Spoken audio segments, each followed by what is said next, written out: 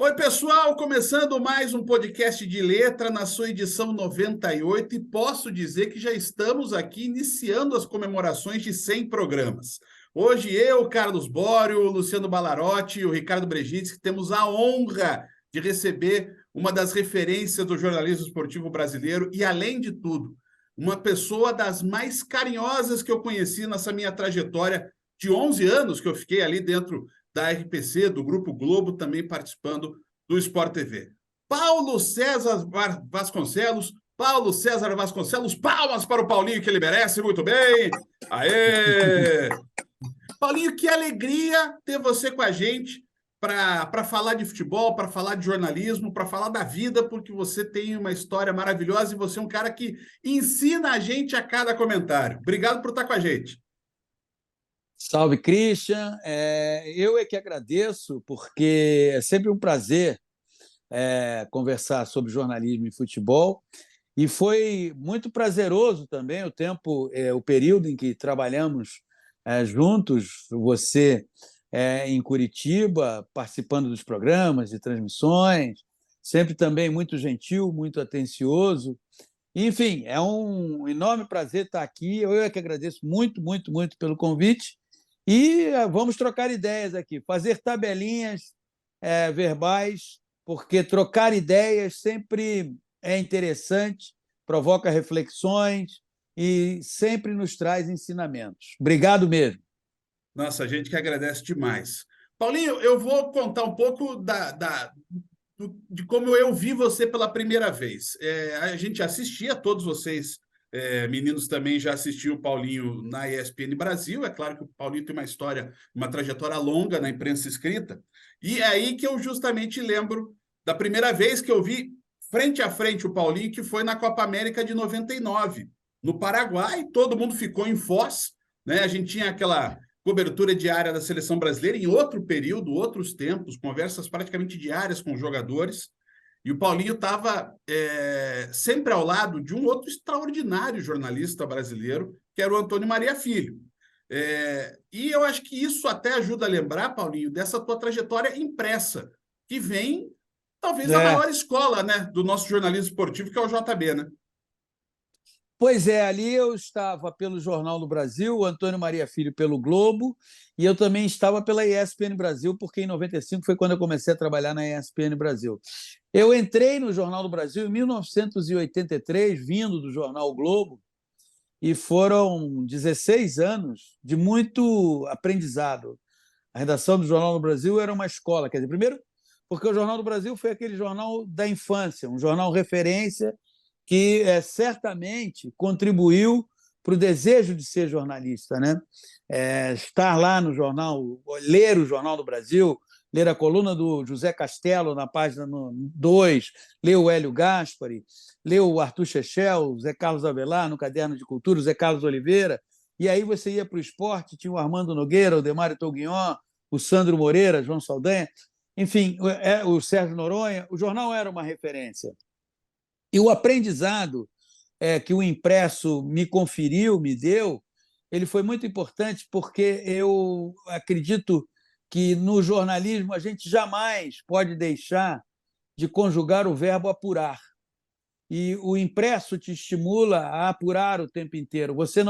A informação não é terceirizada, é você que tem que ir buscar a informação. Não tem alguém entre você e o fechamento da edição que vai buscar essa informação. É você que faz isso como repórter. Foi essa cobertura, eu te diria, que é uma cobertura marcante, porque ela marca o final do século XX, a seleção brasileira dirigida por aquele que era uma unanimidade como técnico, Vanderlei Luxemburgo, e uma seleção que você estava lá com Roberto Carlos, Rivaldo, Ronaldo, um estagiário aparecendo, que foi Ronaldinho Gaúcho, olha o que ele fez,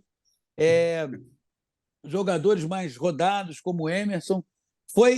Tudo ali tem um significado e um simbolismo muito grande, porque há um ponto de corte, depois o Vanderlei não segue na seleção brasileira, vem o século XXI, tudo começa a se transformar, e você observou muito bem, Cris. O que tinha antes, o que era antes uma relação de absoluta proximidade, é pautado já há algum tempo por uma relação de distância. E essa distância, ela, de certa forma, ela não é 100% benéfica para o nosso trabalho e, penso eu, tampouco para a seleção brasileira. Bório. Prazer falar com você, Paulo César. E aproveitando esse teu lado do jornalismo impresso, a gente nota que você é um dos caras hoje do esporte que tem a preocupação com a língua portuguesa, né? A gente vê que isso é uma coisa que na geração atual de internet, de você querer abreviar tudo, criar neologismos, tudo, você é um cara que mantém essa coisa, o culto ao português, né? Que é uma coisa assim que é fundamental para a nossa profissão, né? E muita gente hoje que vem de uma escola diferente, que é voltada mais para a modernidade, que tem que falar a língua dos jovens, tem que falar a língua que o povo quer ouvir, mas a gente sabe que o jornalismo é feito pela excelência do português. E você é um cara que preza isso maravilhosamente bem no esporte. Cara, isso é sensacional, enche a gente de orgulho de ver você representando tão bem o português na televisão, viu? Olha, Bora, primeiro é assim, já dizia Caetano Veloso, né? Minha língua é minha pátria. A língua portuguesa, ela é riquíssima. E eu tive mestres como Armando Nogueira, o Sérgio Noronha, o Fernando Calazans, e eu penso o seguinte: se eu me expresso bem é porque eu estou raciocinando bem. A expressão, seja oral ou escrita, ela é consequência de como eu estou formulando o meu pensamento. A gente vive hoje uma época em que há muitos cultores do tiroteio, do deboche, da depreciação. O uso, o emprego das palavras tem que ser feito de uma maneira tão precisa quanto cuidadosa para que aquele ou aquela a quem você está criticando não se sinta ofendido. Eu ouvi uma vez uma frase do Armando que eu nunca mais esqueci: criticar sem ofender, elogiar sem bajular.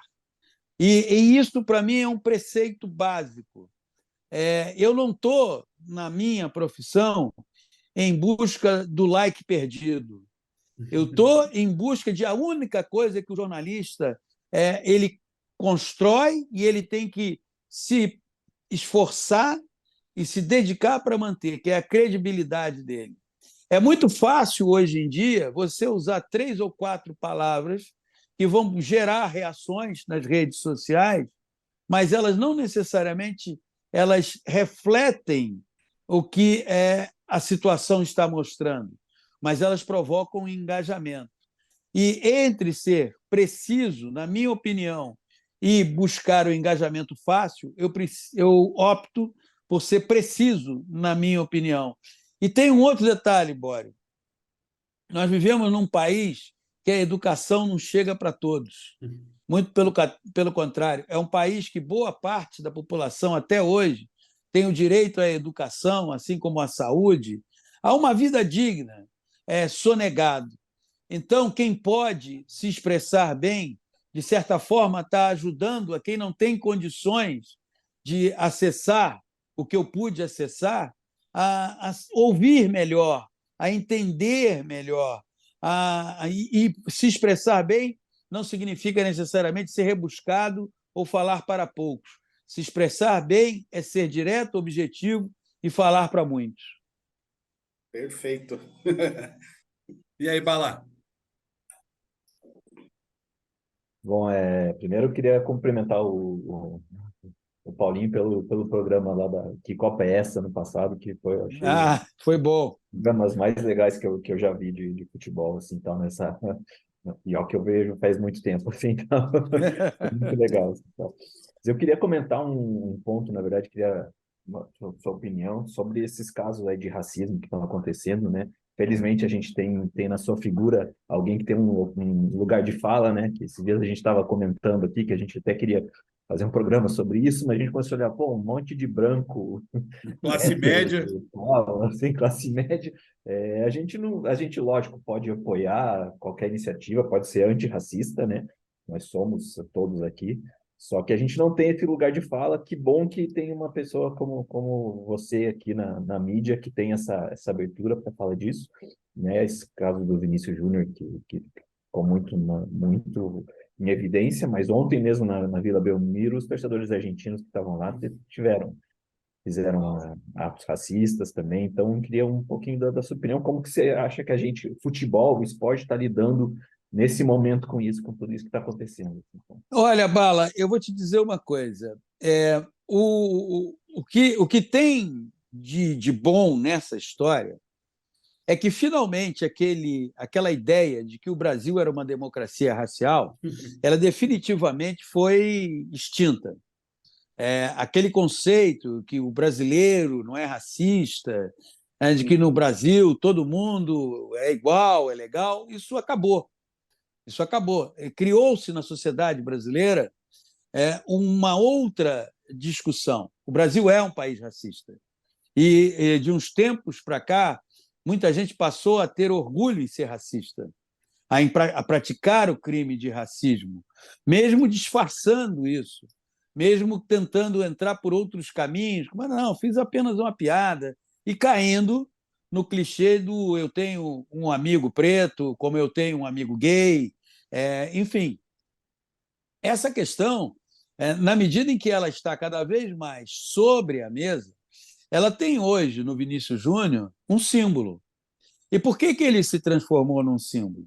Ele se transformou num símbolo porque ele é um jovem de repercussão mundial, tudo que ele faz, um jogador cada vez mais consolidado no cenário mundial do futebol, e ele não abaixou a cabeça para a prática do crime de racismo.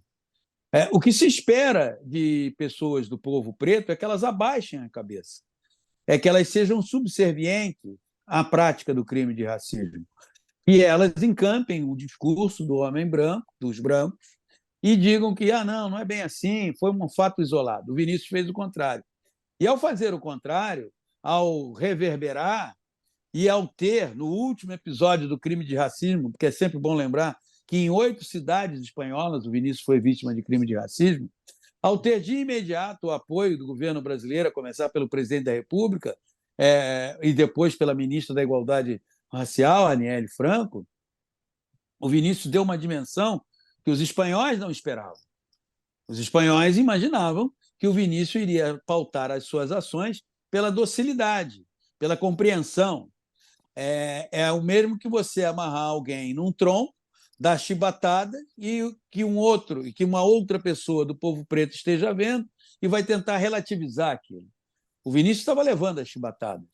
E aí, ao reagir, ele colocou na vitrine, escancarou um problema que, para os espanhóis, não é problema. Porque, é lógico, para o branco, o racismo não é problema.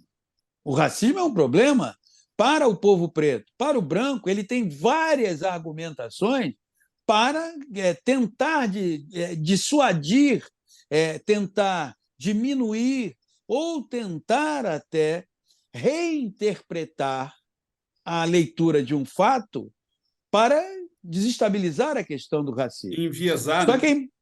Exatamente. Só que é muito importante a gente não cair na tentação, e isso é muito comum no Brasil, de que a Espanha é racista e nós não. Na Espanha, tivemos a prática do crime de racismo reiteradamente, mas isso não coloca o Brasil num lugar melhor. Muito pelo contrário. A gente tem que criticar o que aconteceu na Espanha, mas a gente tem que olhar muito para o que acontece aqui há séculos, para o que acontece aqui rotineiramente. E aí a gente também não pode ficar preso na questão da prática do crime de racismo só o que acontece no jogo de futebol. Já existe uma tendência, corroborada por setores da imprensa, de que o futebol é um mundo à parte. O futebol é uma bolha, e lá as coisas acontecem, coisas e tal. Não, não. O futebol faz parte da sociedade. E manifestações que nós vemos num campo de futebol, elas fazem parte do cotidiano da vida, do cotidiano da sociedade. Eu sempre digo o seguinte: o racismo não vai acabar. É uma bobagem você querer imaginar que o racismo vai terminar. Agora, é uma bobagem também aí por parte dos praticantes do crime de racismo acharem que o combate à prática do crime de racismo não vai aumentar cada vez mais. E quando um jovem, como o Vinícius Júnior, tem a postura que ele está empoderando jovens do povo preto. Jovens que são abordados pela polícia, que entram no supermercado e têm o olhar do segurança a acompanhá-los, que quando entram numa loja de um shopping demoram a ser atendidos, que são confundidos com funcionários da loja por clientes brancos da loja. Esses jovens vão olhando para o Vinícius Júnior e vendo que é possível reagir. Ah, mas eles não têm o tamanho do Vinícius Júnior. Não, eles não têm o tamanho do Vinícius Júnior, mas a partir do Vinícius Júnior, eles podem fazer alguma coisa. E um outro detalhe: esse combate à prática do crime de racismo e esse exercício do antirracismo, ele não é uma exclusividade do povo preto. É um pacto. Como diz Sueli Carneiro, uma das grandes intelectuais brasileiras, é um pacto do qual faz parte o povo preto, mas também fazem parte brancos e brancas que entendem que isso é odioso, que isso é uma doença a ser combatida, exterminada não vai ser. Mas quanto mais esse pacto estiver engrossado, estiver robusto, melhor será para o combate. O Vinícius puxou o pino dessa granada. Até então, um jogador de futebol do século XXI, do povo preto, jamais tinha assumido essa postura. E o Vinícius ganha uma visibilidade histórica por essa postura e ganhará mais ainda pelo que continuará a fazer fora de campo e pelo que fará dentro de campo. Nossa, perfeito, assim. Muito obrigado. E onde que assina esse pacto aí? Bala, esse pacto é uma prática do dia a dia. É quando aquele teu amigo na mesa de bar começar a soltar uma piadinha, ou, por exemplo, chegar e falar assim: pô, mas peraí, né? O Vinícius Júnior também provocou os caras com aquelas dancinhas. Aí a pergunta que você tem que fazer é o seguinte: mas se ele fosse um jogador branco, será que reagiriam dessa forma?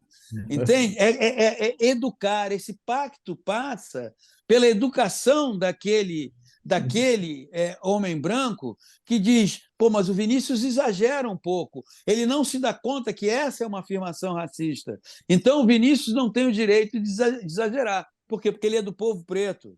Se fosse um branco, ele não falaria isso. Sabe o que ele diria do branco? Pô, esse cara é irreverente, né? Cara, adora essas dancinhas dele. Lá em casa a gente faz as dancinhas também. Pô, minha filha, meu filho. Pô, outro dia estava numa festa, todo mundo fazendo. Mas ela não provocaria. Por quê? Porque o povo preto tem que estar numa caixinha onde o homem branco diz o que ele tem que fazer, o que ele pode fazer, a hora que ele pode fazer e como ele pode fazer. Então, a prática, integrar esse pacto antirracista, é quando você perceber esse tipo de manifestação, você educar essa pessoa que está fazendo isso. Estamos dentro, então. O Paulinho falou um negócio me lembrando das declarações terríveis do Nelson Piquet sobre o Lewis Hamilton, né? E lembrando de como isso às vezes era tomado no passado. Não, o Piquet não tem papas na língua, o Piquet é um cara irreverente. E é bem por aí, bem isso que o Paulinho falou. Não, é normal essa rivalidade, né? Porque você era quando gay, ele era homofóbico também, não porque era o Ayrton Senna, né? Mas era porque ele agredia toda uma parte da sociedade. Ricardo, e aí? Paulinho, primeiramente, prazer falar com você. Eu queria seguir nessa linha do racismo, mas aumentar um pouquinho mais, porque você falou que o Brasil é um país racista. Eu diria que o Brasil é um país preconceituoso de uma forma geral. Até esses dias a Renata Silveira sofreu vários preconceitos, foi atacada em rede social simplesmente porque ela é uma narradora, né? Porque se fosse um narrador, não teria esses tipos de xingamento. E aí, assim, a imprensa sofre muito com racismo, com homofobia. Como é que a imprensa pode lidar com isso? Você falou, o Vinícius Júnior seguiu, ele enfrentou o racismo. mas a imprensa, quando ela enfrenta, ela sofre, parece que, outros tipos de ataques. Como é que você diria, assim, para a televisão abordar o assunto, conseguir combater, sem que quem esteja falando, é porque é vítima, porque foi a Renata que sofreu, porque foi o Paulo que sofreu, foi não sei quem que sofreu, e eles acabam colocando, a rede social repercute como um vitimismo, né? Quando claramente eles são vítimas, mas eles não estão abordando o assunto porque sofreram, sim, porque é um problema do país mesmo. O Brasil, de forma geral, ele é um país preconceituoso, você tem toda a razão, Ricardo. É que a questão envolvendo o povo preto, ela é secular, Sim. ela faz parte da história brasileira. Eu entendo que as redações precisam se reinventar no seguinte sentido, da ocupação de espaços em postos chaves com mulheres, pretos, pretas, gays. Essas pessoas precisam ter mais visibilidade dentro das redações. Vamos lá, eu trabalho no Grupo Globo, e o Grupo Globo, se vocês olharem bem, ele deu uma guinada em relação ao seu elenco na área de esportes. Hoje, quando você olha para o elenco do grupo de esportes do Grupo Globo, você vê mulheres e o povo preto presente. Isso é coisa rara nos outros canais. Você tem um episódio do Vinícius Júnior num domingo, do crime de racismo acontecendo na Espanha, e se você viajou por todos os canais brasileiros, ao meio-dia, a maioria das mesas eram homens brancos discutindo o que aconteceu com o homem do povo preto.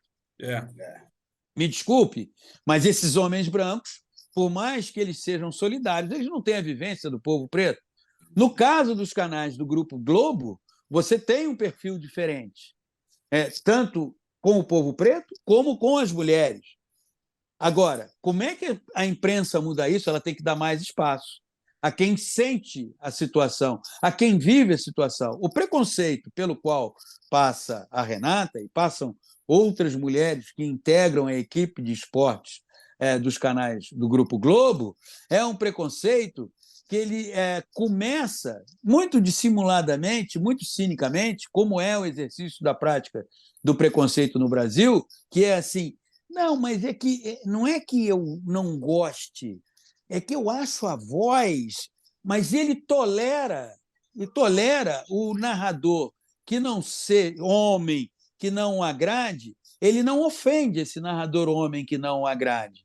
Com a mulher e com a mulher narradora, com a mulher comentarista, ele precisa desqualificar. E é quando ele desqualifica que ele mostra o seu preconceito.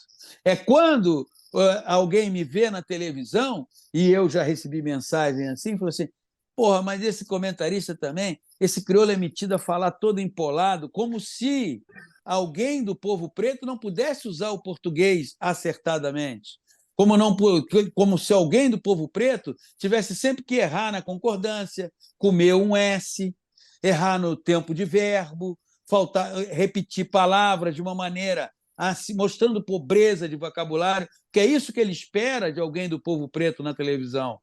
Quando ele pega uma mulher e essa mulher está narrando bem, ele vai desqualificar na questão de gênero.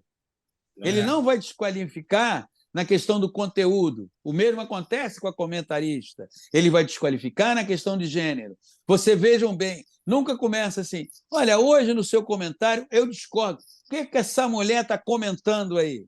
Então, isso é revelador desse preconceito. Mudar, Ricardo, mudar é que fazer com que nas redações, independentemente das plataformas que essas redações alcancem, é que mulheres, homens e mulheres do povo preto, gays, tenham mais visibilidade, tenham mais voz. E essa voz não é só dando coluna, não é só dando comentário, é dando cargo de chefia também, entendendo que se quer uma mudança na sociedade, e a imprensa ela faz parte de uma perspectiva de mudança na sociedade, você tem que dar espaço para essas pessoas.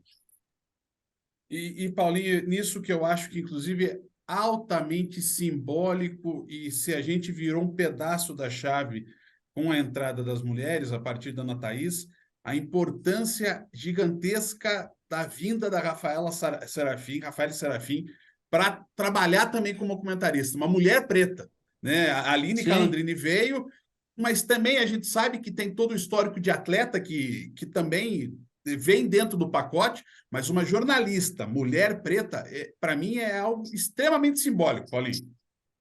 É um marco, né? Nós, segunda-feira, vivemos um momento histórico na televisão brasileira com a estreia da Rafaela Serafim, jornalista formada, é bom destacar, que construiu uma carreira nos canais do Grupo Globo e estreou como comentarista. Eu sempre brinco em relação ao povo preto, dizendo que espaço ocupado é espaço ampliado. E gosto de dizer também que foguete não dá ré. Então, o que você tem aí é uma ocupação de espaço que há de se ampliar, espaço não por caridade, é por qualidade. Não porque tem um movimento e agora... Não. Nenhuma das comentaristas, nenhuma das narradoras, nenhum dos comentaristas, nenhum deles está ali por caridade. Está ali por capacidade, aumentando a representatividade. Eu lamento que isso não seja estendido aos outros veículos de comunicação. O espaço nos outros veículos de comunicação ainda é pequeno. E vou dizer mais, é também evidente que os clubes de futebol ainda têm muita dificuldade em dar esse espaço.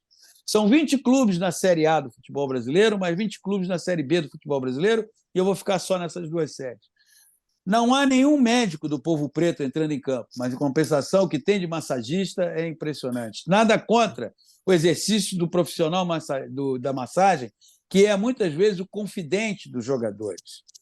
Técnicos do povo preto são raríssimos. Nós temos um técnico agora, inclusive, que, por posições que assumiu fora do campo, eu temo que o mercado vá congelá-lo, que é o Roger Machado. Outros e eu vou achar, inclusive, ganham... Paulinho, eu acho que aqui, inclusive, em Curitiba, eu acho que isso impactou, talvez, para ele não ser contratado quando veio o Antônio Carlos Zago. E o mais incrível de tudo isso é que justamente o Antônio Carlos tem um histórico de atos racistas também, né? Mas ali foi um exagero, era do jogo, eu exagerei. Enfim, se errei, ou se alguém se sentiu incomodado, eu peço desculpas e vamos em frente. Isso está lá no passado, não vamos falar disso. Outra questão, o futebol está mudando o seu perfil e alguns clubes, inclusive o próprio Curitiba, estão adotando o modelo de administração pautado pela SAF. Você não vê executivos do povo preto no futebol brasileiro. Você não vê, olha que coisa mais perversa, você não vê gandulas do povo preto. Aliás, gandulas não, mascotes do povo preto. Você imagina uma criança do povo preto vendo um jogo na televisão e vendo aquelas crianças brancas todas, aí ele chega e elas chegam, as crianças chegam à seguinte conclusão: para eu pisar no campo, eu tenho que estar de chuteira, meião, calção e camisa de um time. Senão eu não tenho direito do meu ídolo, de segurar a mão do meu ídolo. Porque há um processo... O Brasil vive um processo de apartheid. Só que no Brasil, como muitas coisas brasileiras, elas não são oficializadas. Isso não é oficializado no Brasil. E tantas outras coisas assim são no Brasil. A prática do antirracismo, voltando àquilo que conversamos agora há pouco, ela começará também quando o povo preto tiver visibilidade à beira do campo como técnico, entrando no campo como médico, sendo executivo. Enquanto não houver esse espaço, não houver essa visibilidade, o discurso contra o racismo ele será muito mais teórico e absolutamente distanciado, divorciado até da prática antirracista, porque a prática antirracista ela inclui dar visibilidade em cargos secularmente ocupados pelo homem branco ao povo preto. Essa porrada que você que está aí do outro lado também tem que ouvir. O Paulinho falou dentro dessa conversa sobre a terra sem lei que é o futebol, e a gente luta, né? Faz uma luta danada, né, Bório, para que isso mude, porque é muito fácil, né, você chegar na frente de uma tela de computador como a gente está e destilar um ódio que a gente nunca sabe como é que bate do outro lado, né? Porque do outro lado tem pessoas também, né? E aí tem o racismo, você tem o preconceito contra as mulheres, a misoginia, a homofobia, até a gordofobia, sabe? É uma quantidade de preconceitos que a gente vive e acho que a gente recebeu aqui, nós quatro, e você que está ouvindo a gente, recebeu uma aula agora, né, Bora? Com certeza, nossa, explanação perfeita do Paulinho aí. E essa questão mesmo, eu, que quando eu vim morar, vai fazer agora 2 anos que eu estou morando aqui em Maceió, eu notei essa coisa do preconceito, como o Sul, o Sudeste, são pessoas racistas, preconceituosas com a questão do Nordeste. O povo daqui é um povo maravilhoso, um povo acolhedor, um povo carinhoso, que te abraça. É incrível como é que a gente ainda tem no Brasil pessoas falando mal do porque é nordestino, porque é preguiçoso, porque só passa fome, porque só morre de sede, só vive na seca comendo cacto. Cara, é incrível, incrível você sentir isso aqui, vivendo aqui. É uma coisa assim que a gente sente até vergonha de fazer parte do Sul, de um povo, de um lugar que exala preconceito, né? E a gente estando aqui, a gente vê como esse povo é maravilhoso, como esse povo é trabalhador, como tem fartura no Nordeste. É incrível isso. E a gente vê isso também. Isso também acontece no futebol, né? O futebol nordestino é visto com um segundo patamar, um segundo escalão. É um lugar que não traz nada de bom para o país, né? Exatamente, Bório. Eu olho para a região Nordeste e, primeiro, é assim: seguramente é uma das regiões com os litorais, estou falando da região Nossa, por inteiro, mais lindos do mundo, não é do Brasil, é do Do mundo. mundo. Do mundo. Exatamente. Sofre o estigma do Sul, maravilha, como dizia o Enfio, né? Esse estigma, de certa forma, houve. A gente não pode ignorar isso. O Brasil passou por um período, dos últimos 4 anos, de muito estímulo a ódio, a depreciação e desqualificação. Eu sou bom, você é ruim. O Nordeste é uma maravilhosa região, não apenas pelo apelo turístico, é pelo povo que está lá. Você está convivendo aí, eu conheço o Nordeste de uma maneira muito profunda, é formado por pessoas altamente trabalhadoras, dedicadas, acostumadas a superar todo tipo de dificuldades. Porque há uma parte da sociedade brasileira a quem o Brasil, desde o descobrimento, só diz não. uhum. Há uma parte da sociedade brasileira que o Brasil entendeu que deveria sonegar educação, cultura, Tudo. saúde e, principalmente, dignidade. E essa parte, na qual a região Nordeste está incluída, assim como o povo preto está incluído, entende? Ela não desistiu. Não. Ela Pelo continuou em contrário. frente. A região Nordeste, ela, com toda a sua riqueza, tivesse sido tratada com respeito à dignidade ao longo dos séculos que ela sempre mereceu, e haveria uma outra região Nordeste. Mas mesmo com todo esse descaso, mesmo com essa sonegação, e aí eu vou ficar numa palavra, de dignidade, foi sonegada a dignidade, olha o que o Nordeste faz, olha o que o Nordeste produz, olha como o povo do Nordeste trabalha. E isso não adianta. Do alto do seu pedestal, especialmente pessoas que se libertaram nos últimos 4 anos para destilar todo tipo de ódio, de preconceito, e tudo isso você pode colocar uma palavra na etiqueta: do seu elitismo, porque se acha superior por ser branco, bem criado, bem nascido na avaliação dele, essas pessoas não perceberam ainda que o Nordeste, o povo preto, jamais serão derrotados. Isso aí, perfeito. Paulinho, como é que você foi construindo esse teu pensamento, né? É óbvio que, como disse o Bala, né, tem o lugar de fala, tem a vivência, tem a experiência, mas você deixa muito claro que esse discurso que você traz com tanto brilhantismo, ele vem também do aprendizado, da leitura, da conversa com pessoas que também pensam nisso, né, Paulinho? Há 2 semanas, o Diário de Santa Catarina, o Cera Seabra, que é o diretor-geral lá, Sim. e com quem eu já trabalhei, ele me pediu um artigo que eu falei até um pouco sobre isso. Foi na semana seguinte ao crime de racismo contra o Vinícius Júnior. Deixa eu contar um pouco da minha história. Eu sou filho de um branco, gaúcho de Osório, que se casou com uma mulher do povo preto, nascida em Campos e criada no Rio. O meu pai era auxiliar de escritório, que é uma definição um pouco mais rebuscada para contínuo. E a minha mãe era costureira. Eles se conheceram em 1955, se casaram em 1956 e eu nasci em 1957. Eu sou de um Brasil que não existe mais, porque o contínuo e a costureira se casaram e foram morar num apartamento na quadra da praia, no Leblon, onde eu nasci.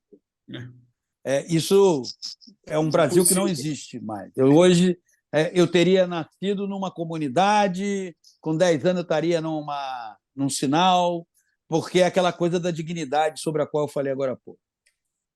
Em casa, o meu pai e a minha mãe, eles são os meus 2 heróis, porque só eles sabem o que viveram, né, formando esse casal de um homem branco com uma mulher preta. Os olhares, ainda foram morar no Leblon, eles eram ousados. Enfim, aí em casa já tinha essa discussão. Eu tive um tio, pai de uma prima minha, que também é jornalista, Marisa Bastos. Esse tio chamava-se Milton Bastos. A mamãe tinha 3 irmãos. Essa tia Maria casou-se com o Newton, aí era um casal de negros, e ele foi diretor de um clube chamado Renascença, aqui no Rio de Janeiro, que era um clube exclusivamente do povo preto. Meu pai, um brisolista de carteirinha, me apresentou Abdias do Nascimento, um grandíssimo intelectual do povo preto. E minha mãe me apresentou Mercedes Batista, que foi a primeira bailarina negra do Teatro Municipal. Através dessa combinação, em casa, eu fui já desenvolvendo isso. Meu tio, Sebastião Pereira, irmão de minha mãe, foi o primeiro editor de esportes preto de um jornal, do jornal O Dia, que era um jornal de perfil popular na cidade do Rio de Janeiro, isso nos anos 70. Fui conhecendo jornalistas como Sérgio Noronha, Lena Frias, quando eu comecei no jornalismo, que também foram me dando esses subsídios, e eu sempre gostei de ler. Então, eu acho que teve uma conjunção de fatores e uma questão que o Ricardo falou sobre vitimismo. Eu me lembro sempre dessa história, eu nunca mais esqueci. O meu pai era um homem de poucas e precisas palavras. E eu me lembro que uma vez, eu sou do tempo da caderneta com nota vermelha e nota azul. Eu apresentei a caderneta para ele no final de um mês e só tinha nota vermelha. E eu estudava com bolsa de estudos. E ele falou para mim, poxa, mas só tem nota vermelha? E eu, com a ousadia dos adolescentes, pré-adolescente ainda, eu respondi, os professores não gostam de mim. E ele bateu no meu ombro e disse, que tal estudar? E saiu. Eu passei um mês estudando No final do mês seguinte, a caderneta só tinha nota azul. Eu fui mostrar a caderneta para ele, crente que ia receber elogios, coisa e tal. Ele olhou a caderneta, olhou para mim e disse: "Poxa, os professores passaram a gostar de você, né?" E saiu de novo. Eu aprendi que ser vítima não te leva a nada. Que essa questão de terceirizar a culpa, porque o fulano não gosta de mim, porque o Beltrano me persegue, isso não leva a nada. Eu fui chefe entre Jornal do Brasil, TV Globo, ESPN e Sport TV, mais ou menos de 1990 até 2016. Sempre que acontecia uma falha, eu dizia o seguinte para a equipe que eu comandava: eu estou muito irritado com vocês, agora vocês não têm ideia de como eu estou irritado comigo por não ter percebido aonde eu errei, porque fui eu que errei. E o meu erro gerou uma sequência de erros. Aqui eu não fui atento, ali eu devia ter feito isso. Então eu sempre fui muito rigoroso comigo, sem jamais se vitimar. E exatamente por não me vitimar, eu fui construindo essa carreira. Porque se eu me vitimasse, se eu fosse para o lugar da vítima, eu talvez não tivesse construído a carreira que eu construí. Não estou dizendo que eu sou o certo. Eu tive uma estrutura para suportar as pressões que aconteceram. Não necessariamente as pessoas têm que ter essa estrutura, porque eu vou te dizer, o massacre, a pressão é muito forte. Meninos, Até você falou, Paulinho, é muito, muito legal, assim, porque tem se falado muito ultimamente, um termo que eu não gosto de usar, eu acho que é muito inapropriado até, assim, sobre empatia, que seria se colocar no lugar do outro.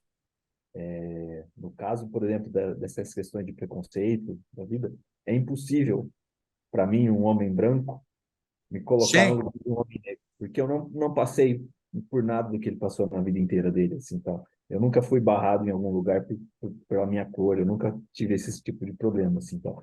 Então, até isso que você falou de uma outra forma, assim, tal, Deixa eu só, me desculpe te interromper, Bala, só contar uma história para você ver como é que você tem toda a razão. Eu moro no Leblon, no Rio de Janeiro. Eu sempre digo que eu não sou famoso, eu sou conhecido. Famoso é o Galvão Bueno, eu sou conhecido. E aí, outro dia, 2 semanas atrás, um sábado, geralmente as ruas de qualquer bairro, num sábado de manhã, elas não são tão movimentadas assim. Eu saí de casa para ir até um supermercado comprar um pão. Eram mais ou menos 8 horas da manhã, e no sábado, 8 horas da manhã, estou ali andando, e aí tem uma mulher branca passeando com seu cachorro. Quando eu emparelhei com ela, e como ela provavelmente não me conhece, não é ligada a esporte, talvez se eu fosse famoso ela me conhecesse. Porque quando você, mesmo ficando conhecido, eu já perdi a cor. Tem muita gente que acha que eu não sou preto. Você é conhecido. Mas aí, quando eu emparelhei com ela na rua, deserta, a primeira providência dela foi encostar a bolsa no corpo. Porque o que ela viu? Ela viu um homem preto. Depois ela pode ter olhado e falado: pô, um homem preto, baixo, grisalho, não é uma figura fisicamente ameaçadora. Mas na cabeça dela, emparelhar com um homem preto no meio da rua é uma ameaça. E sobre isso eu posso falar, vocês não. sim. Exatamente. É isso, eu acho um termo muito inapropriado, assim, um conceito completamente errôneo, assim, inclusive que não contribui em nada para essa luta que nós brancos também temos que ter contra o racismo, né? E eu acho contra o racismo, contra qualquer outro tipo de preconceito, né? É uma coisa que até me machuca um pouco, assim, quando eu ouço falar, não, tem que ter empatia, tem que ter não sei o quê, porque eu falo, meu, isso não existe, não existe.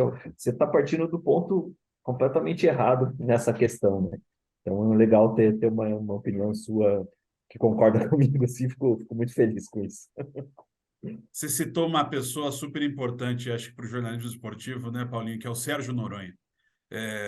O Noronha, essa linhagem do JB é um negócio espetacular, né? Porque só saiu gigante da nossa comunicação. Mas o Noronha, muita gente conheceu ele como o velhinho comentarista, né? Mas Pô, o que o Noronha fez, o Noronha foi chefe do Copdesk do JB, né? Que, como dizia o Sim, Nelson Rodrigues, se o mundo acabasse, não haveria nenhum ponto e nenhuma vírgula fora do lugar, né? E seria dado é. sem exclamação.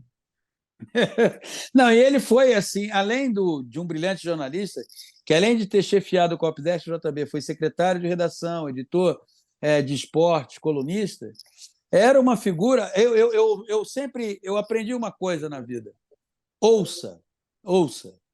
Muitas vezes é mais importante ouvir do que falar. Uhum. Ouça e reflita, né? Não basta só ouvir, tem que ouvir, refletir, aí se der, fala. Mas primeiro ouve e reflete. E o Noronha sempre me deu muitos toques interessantes, especialmente sobre postura, sobre se afirmar, sobre chegar num lugar e não ficar intimidado, porque a maioria dos lugares que eu frequento até hoje só tem homem branco, só tem branco. Eu sou geralmente, até hoje, uma exceção. Eu recentemente, inclusive, coloquei no Instagram uma foto minha num bar aqui do Leblon, numa segunda-feira, e sobre a reflexão que aquela situação ali estava me provocando, do homem negro solitário, que só se acostuma a ver pessoas do povo preto abrindo porta, manobrando carro, pedindo um dinheiro, tocando na porta do bar para ver se pinga um qualquer no pandeiro. Enfim, o Noronha foi uma grande referência. E acho que ele, exatamente por ter sido essa referência, foi um profissional extremamente respeitado. Sem dúvida nenhuma. Ricardo, Não, queria até continuar um pouco nesse assunto, mas já expandindo também, que o Paulinho está há tanto tempo no mercado. Eu queria saber se essa questão do racismo, até das empresas de contratarem, se foi diminuindo, aumentando, porque a gente vê lá de trás, são poucas referências que vem do jornalismo esportivo, mas agora a gente vê esses ataques, né? Então, a impressão que eu tenho, eu penso assim, bom, tá dando mais espaço, tá melhorando. Mas aí, quando tem toda essa porrada em cima, a gente fica pensando, será que melhorou realmente? Será que está mais tranquilo o mercado? E também queria falar dessa questão da evolução do jornalismo, né? Porque a gente está falando aqui com o Paulinho, que é o jornalismo renomado. Agora a gente vai em entrevista coletiva de clube, fulano do canal torcedor X, torcedor Y. Hoje o jornalismo parece que ele está se tornando menos imparcial, porque parece que o torcedor quer ouvir alguém que fale bem do clube e não fale a verdade. Então eu queria que o Paulinho falasse esses dois aspectos do jornalismo dos anos 80, 90 para cá. Se ele acha que melhorou, piorou, o que mudou exatamente nesses A, dois pontos? a presença do povo preto nas redações aumentou. Ainda é insuficiente, e te digo mais, ainda falta jornalistas do povo preto em cargos é, executivos. Isso é fato. Eu não estou aqui distorcendo nenhuma realidade.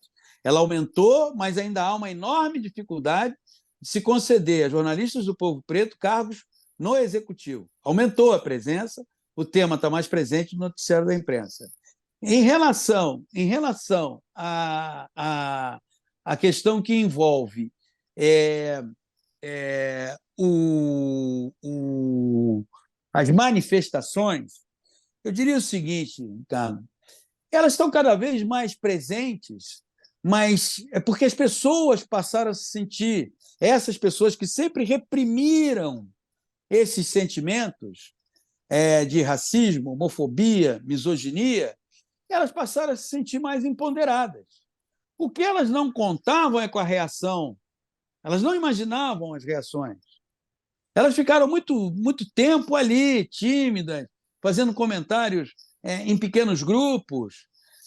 E aí, a partir do instante que elas se sentiram legitimadas de cima para baixo, que foi o que aconteceu no Brasil, elas aí passaram a se soltar.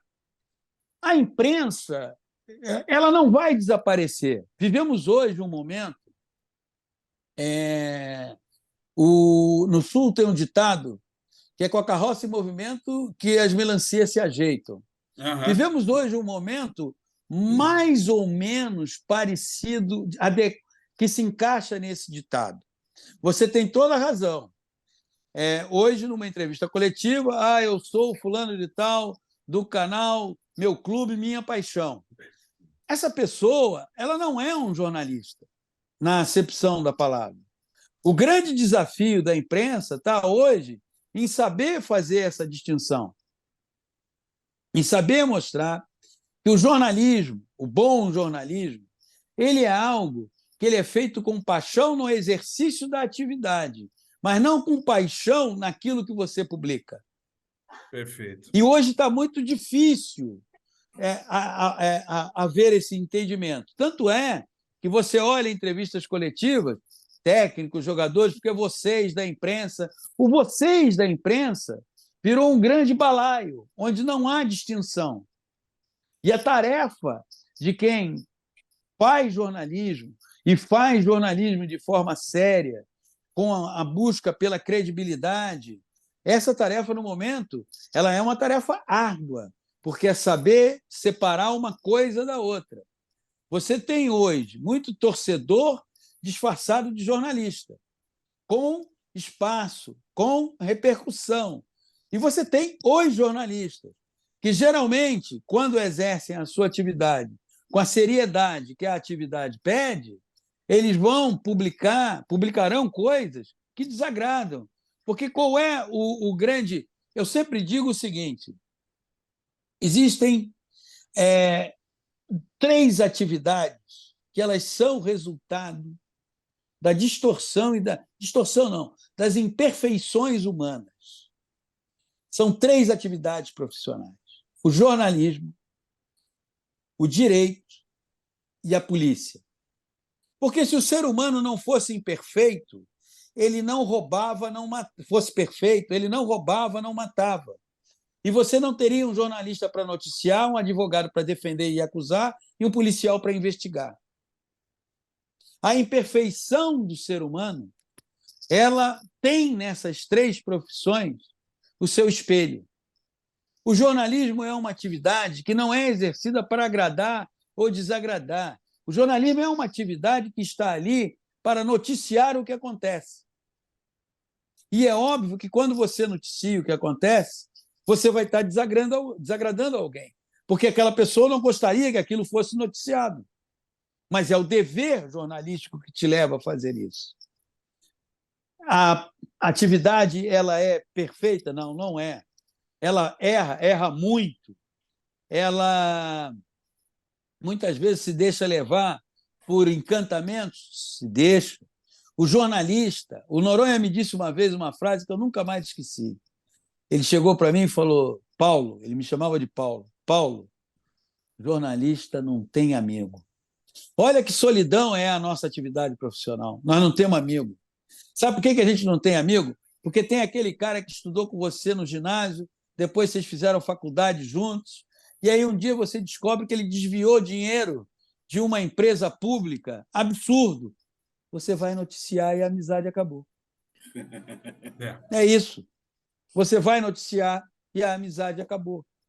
Isso é o jornalismo. O jornalismo é uma atividade que te joga para um lugar da solidão na vida. O exercício do bom jornalismo, ele te deixa solitário.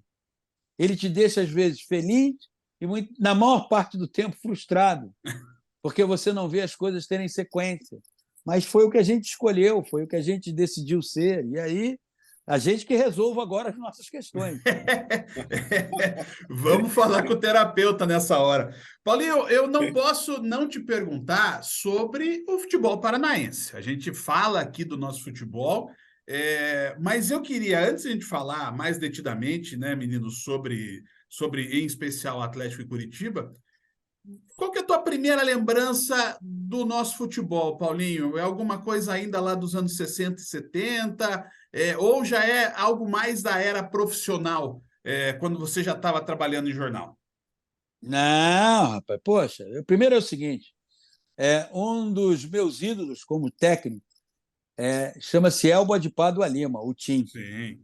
El Peón, como a torcida do São Lourenço de Almagro, que ele também treinou, o apelidou.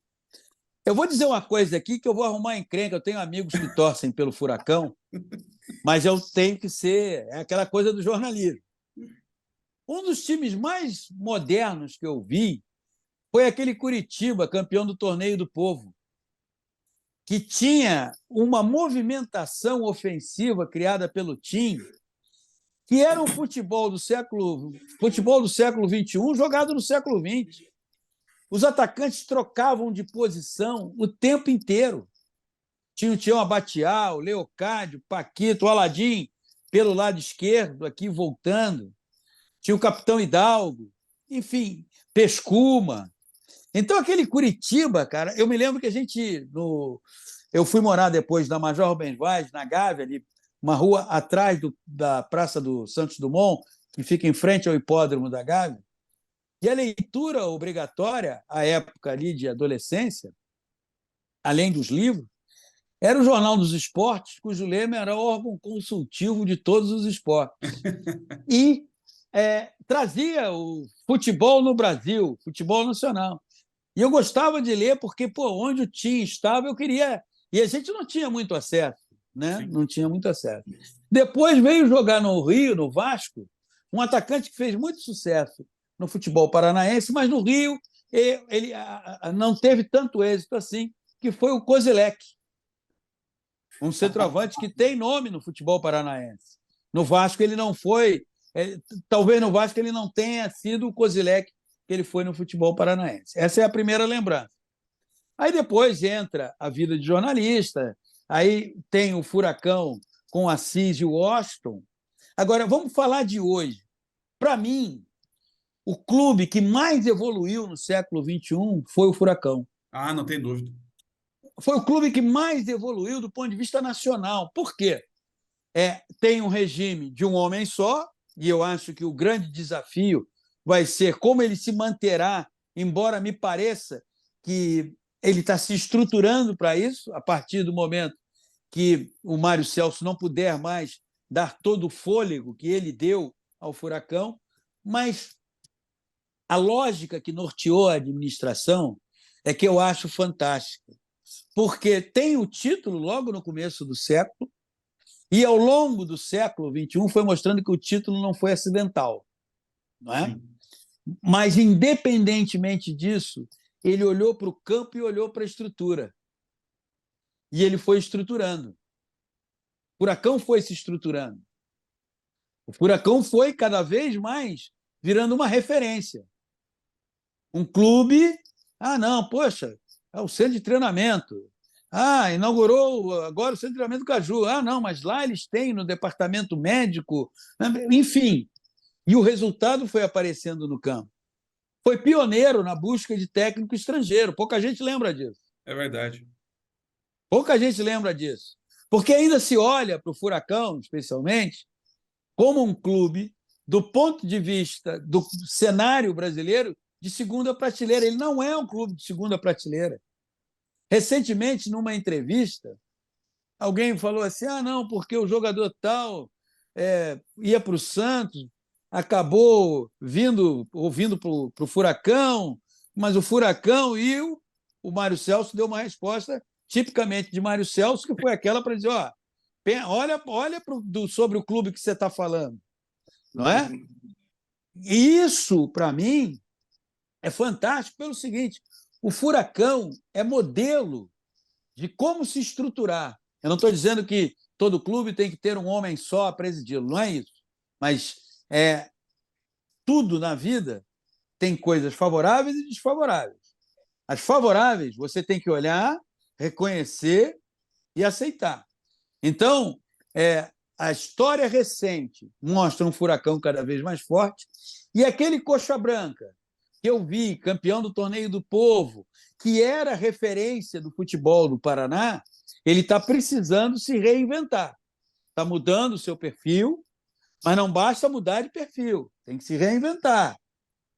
E também olhar para o rival e não desdenhar do rival. Mesmo que não faça isso publicamente, entender que o rival se construiu, soube se construir. O cenário do Coxa Branca agora é um cenário muito preocupante dentro do Campeonato Brasileiro. É um cenário que você olha e fala assim, cara, não vence um jogo desde fevereiro, está com 3 pontos no campeonato. Caramba, o que está acontecendo? Não mostra capacidade de reação. Então, esse é um momento muito delicado. Agora, aconteça o que acontecer, o que estão pretendendo fazer não pode, por causa do resultado final no Campeonato Brasileiro, ser modificado. Não, exatamente. Bório? E aquela coisa, né? Como o Paulinho falou, o Coxa hoje tem que olhar para o Atlético e ter o Atlético como referência. Sim. É o estágio onde eu preciso chegar. Não como você falou, bem falou, não para desdenhar, ficar tirando sarro do rival, né? Até porque não tem motivo nenhum para tirar sarro, né? O Curitiba É. hoje. Paulinho, e falando de futebol mesmo, e o Botafogo na liderança? É uma surpresa? É uma coisa que foi pego de supetão, ninguém esperava? Como é que você vê o Olha, Botafogo na liderança? eu vejo como resultado do que ele tem apresentado dentro de campo, especialmente quando atua no Newton Santos. Esse é um ponto. Agora, o que. Outro dia eu estava pensando sobre isso, por isso é até interessante. O Botafogo ele tem que estabelecer cada vez mais um pacto, jogadores, comissão técnica e torcida. Porque o cinturão que cerca o Botafogo sempre vai ser o cinturão da dúvida. Vai ser, mas peraí, o Botafogo, daqui a pouco o São Paulo pode. Há times que, se eles vencerem 3 jogos seguidos, pô, tá vendo? Tá vindo aí. O Botafogo, mas peraí, é o Botafogo. Então é assim: o Botafogo ele não tem que se preocupar com esse cinturão de suspeição, de dúvida, construído em torno dele. Ele tem jogadores, comissão técnica e torcida e dizer assim: olha, somos nós. Aqui somos nós. Esquece se num programa alguém chega e diz: é o Botafogo. Se alguém ironiza, se alguém desconfia. Não. Acredita na sua capacidade e essa crença passa por um pacto com a torcida. A torcida do Botafogo e a história do Botafogo impediram que o Botafogo acabasse. Não houve clube nesse século XXI, com o tamanho que o Botafogo tem, tão maltratado por dirigentes como o Botafogo foi. Exceto a administração do Bebeto de Freitas, e é por isso que o Botafogo joga no Newton Santos, todas as outras administrações do Botafogo foram danosas do ponto de vista da imagem, da credibilidade, de tudo. Não pensaram no Botafogo, em estruturar o Botafogo. Olha uma coisa curiosa. O Flamengo tem um centro de treinamento, o Vasco tem um centro de treinamento, o Fluminense tem um centro de treinamento. O Botafogo, a partir da SAF, está começando a ter um centro de treinamento. Por que será que não teve antes?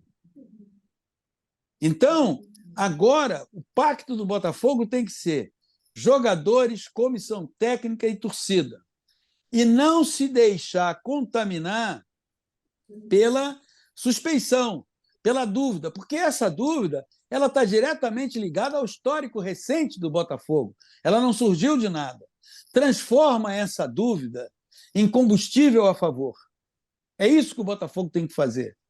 E quem tem? Tem jogadores, comissão técnica, direção e torcida. A torcida do Botafogo, embora a palavra seja aplicada à torcida do Corinthians, mas a torcida do Botafogo é fiel. Ela é apaixonada, ela acredita, ela incentiva, ela estava lá nos piores momentos, ela foi o combustível que ajudou o time, todas as vezes que ele caiu, a voltar para a Série A. E agora ela está empolgada, ela está confiante, está animada. Cabe à direção do Botafogo chamar cada vez mais esse torcedor, afinar cada vez mais os termos desse pacto. E esse pacto pode fazer com que o Botafogo continue seguindo em frente. Aonde ele vai chegar, eu não tenho a menor ideia, mas que sempre haverá a desconfiança de quem está de fora, isso eu tenho certeza. Tá bom, Ricardo, assim para você? Achei legal. Já imaginou, né, Paulinho? Temos Já percebi. Ele tem que espalhar isso. Se ele é botafoguense, tem que espalhar. Olha, é torcida, direção, jogadores e comissão técnica, não necessariamente nessa ordem, mas com a torcida tendo um papel muito importante. Eu diria que nem a torcida acredita direito. Esse que é o ponto-chave. Mas veja bem, a torcida é a primeira Ricardo, que fala, daqui a pouco vai cair, não vai dar certo. Mas veja bem, Ricardo, é exatamente isso, porque é uma torcida machucada. Mas os seguidos traumas eles não abalaram o amor dessa torcida. Entende? Ela é uma torcida desconfiada, ressabiada, Mas se ela tiver que ir para lá, gritar fogo, ela vai. Ela vai. E no momento ela está se sentindo, mesmo com todos os traumas que ela carrega, ela está se sentindo estimulada a ir. E quanto mais ela for, quanto mais ela incentivar, mais a resposta dentro do campo vai vir. Paulinho, a Agora, gente. Oi, diga. só uma coisa. Não espere que o cinturão que está em torno vá transmitir entusiasmo, euforia, confiança, como faz com outras, usando uma palavra bem antiga, agremiações, porque ela não consegue enxergar no Botafogo essas possibilidades. Paulinho, você acha que há um risco da gente viver a tal da espanholização do futebol brasileiro, no momento em que Flamengo e Palmeiras começarem a dominar tudo? E essa tua pergunta é ótima, porque como o tema é antigo, você lembra como era antes? A espanholização com Flamengo e Corinthians. Aham. Aí agora a espanholização com Flamengo e Palmeiras, não temos esse risco. Não temos esse risco pelo seguinte, não dá para fazer um paralelo do futebol e do campeonato disputado aqui com o futebol e o campeonato disputado na Espanha. Como é que nós vamos falar de espanholização se você tem, por exemplo, o Furacão, sobre quem acabamos de falar? Sim. Se você tem o Grêmio, se você tem o Internacional, só para ficar em 3 expoentes da região sul, se você tem o Cruzeiro e o Galo, se você tem Fluminense, Botafogo e Vasco, se você tem São Paulo, Santos, não dá para falar. Não dá para falar. É simplificar a questão.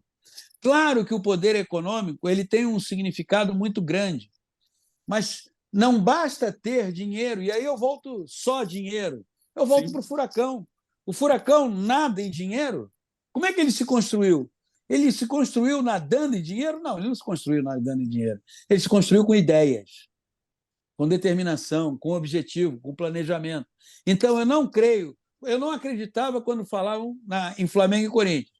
Aí tiraram o Corinthians. E quem falava em Flamengo e Corinthians esqueceu. Aí agora botou o Palmeiras. Entendeu? Então, eu não acredito, não vejo isso. Eu não acredito nisso e tenho muitas ressalvas se a Liga vai sair, embora eu ache que ela seja fundamental. E por que eu tenho... Assim, ninguém tá vendo o planejamento, né, Paulinho? Só querem saber quem vai ganhar mais, né? Então, isso é tipicamente brasileiro, né?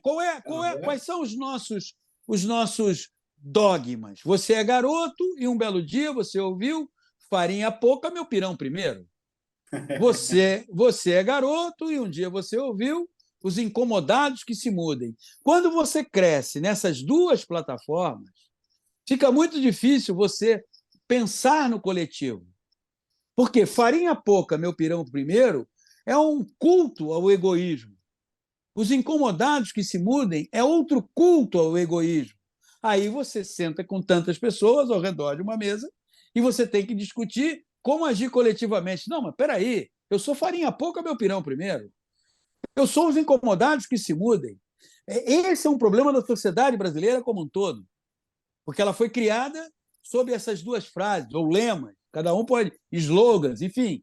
Então, isso cria uma dificuldade que sentam todos aqueles homens brancos, alguns mais gordos e outros mais magros, sentam em torno de uma mesa para decidir sobre um esporte predominante praticado pelo povo preto, e eles não conseguem chegar a um acordo, porque cada um carrega dentro de si um farinha pouca, meu pirão primeiro, ou os incomodados que se mudem.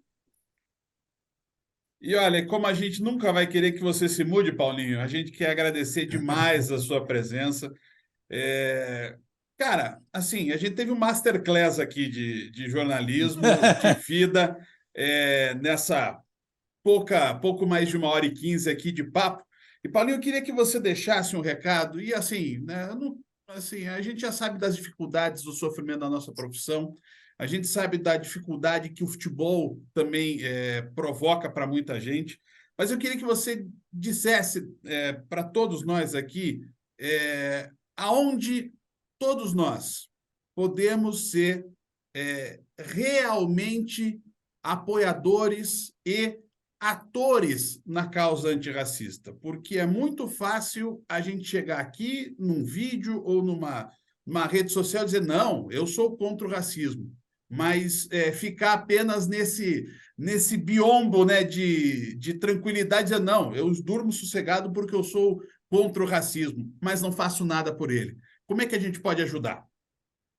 Olha, primeiro assim, todos nós, quando escolhemos o jornalismo, talvez a gente não saiba, eu ouvi isso outro dia, fiquei refletindo e eu falei, pô, finalmente eu descobri, entre tantas coisas, por que eu escolhi o jornalismo. A gente escolhe o jornalismo porque a gente se importa e se incomoda. É por isso que a gente escolhe essa profissão. Essa profissão, e eu estou falando de jornalistas, essa profissão, ela é basicamente o estímulo, é porque a gente se importa e a gente se incomoda.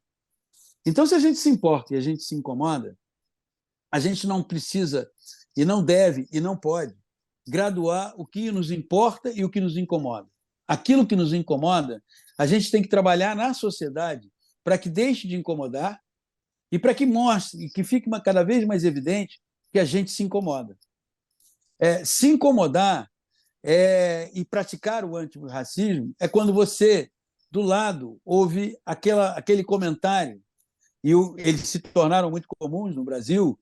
A maioria de vocês, muito provavelmente, convive com homens brancos, e muitos que são negacionistas, e todo negacionismo, por natureza, ele é ruim. Educar. Educar. Não é para ir para o confronto, não é para criar um clima bélico. Ninguém nasce racista. A pessoa é educada para ser racista, porque em casa ela ouve comentários racistas. Então, é um processo de educação, é um processo de estímulo à reflexão sobre o que acabou de falar. Essa é a receita. E, cada vez mais, se importar. Porque quando a gente se importa porque está incomodado, ou quando a gente se incomoda porque aquilo importa, a gente age. O que eu posso dizer agora, depois, gente? Só muito obrigado, obrigado, né? Obrigado. Paulinho, muito obrigado pelo carinho, por ter nos atendido. Eu agradeço também, sempre o carinho de todo o pessoal do Grupo Globo, o pessoal do Rio de Janeiro, com quem eu tive uma relação até mais próxima do que outras casas da Globo, mas por todo o carinho que eu sempre recebi de todos vocês lá no Rio, e esse carinho extensivo ao Bala, ao Ricardo, ao Bório e a todos que nos ouvem aqui no De Letra. Paulinho, conte sempre com a gente aqui em Curitiba, e se tiver a oportunidade de vir para esses Atlético e Flamengo que a gente vai ter na Copa do Brasil, avisa que a gente toma aquele vinho. Um abração para você, Paulinho. Agradeço, foi muito bom conversar com vocês. Conversa com gente inteligente sempre acrescenta. Vamos em frente, saúde para todos. Valeu, Paulinho. Obrigado, gente. Valeu, Até semana Paulinho. que vem.